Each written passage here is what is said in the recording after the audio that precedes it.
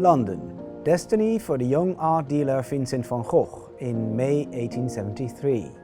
20 years old, he would live, work and recreate in this city. Walking seemed to be at the base of Vincent's life, of Vincent's way of travelling and learning about London too. He would walk daily from his house at one time at Hackford Road in Brixton to work in the heart of the city centre, with a determined destination in mind, like a museum, a stately home or a big and lush park, or just for a stroll alongside the River Thames. We know he was sometimes accompanied by others, like his sister Anne, or some of his friends with whom he lodged, for example. But most of the times he went by himself. From what Vincent learned about London, he often stated in his letters to his brother Theo, his parents and other family members. These routes can still be taken today, which gave me the idea to write a book on Vincent's London years, together with Christine Groenhart, based on his letters.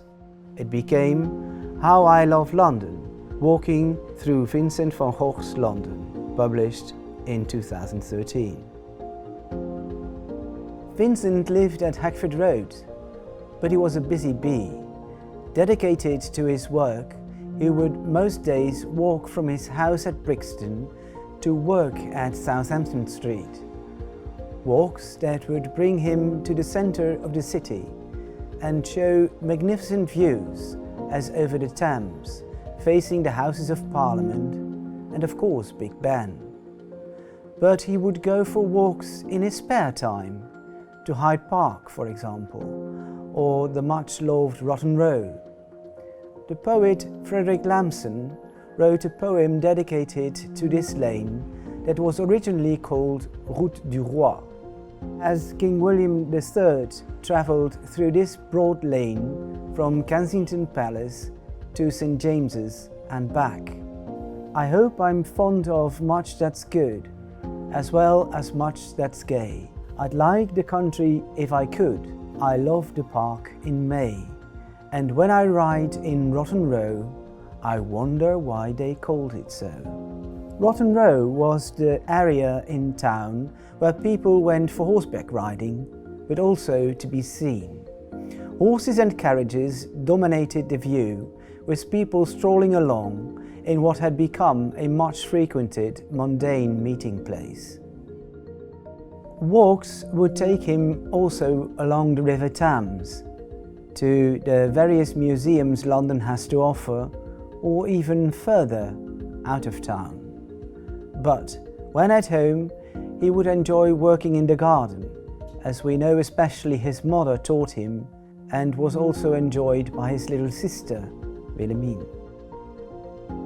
Music he enjoyed, and many of his brothers and sisters learned how to play the piano. So did Anna, who came to live with him at the 7th of July 1874, and who made use of her musical talents while in London. When at Hackford Road, she taught 2 students who even held little concerts there, so the tune of the piano must have sounded through the otherwise busy house. This is what London meant to Vincent van Gogh. He mastered the city by walking, either to meet the people and enjoy the great architecture of the city, or to get away from all that and look up the areas that would give him the peace and quiet he needed at that moment. A park would be the countryside in town to him. He was struck by this city, by its people, and by all that had been achieved over the last decades. But London did one other important thing to Vincent. The city opened his social heart, that went out to the ones not benefiting so much from the Industrial Revolution.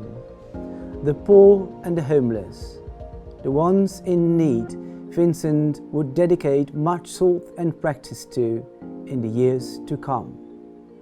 He came to London as an art dealer and would leave the country in 1876 as a teacher and assistant minister.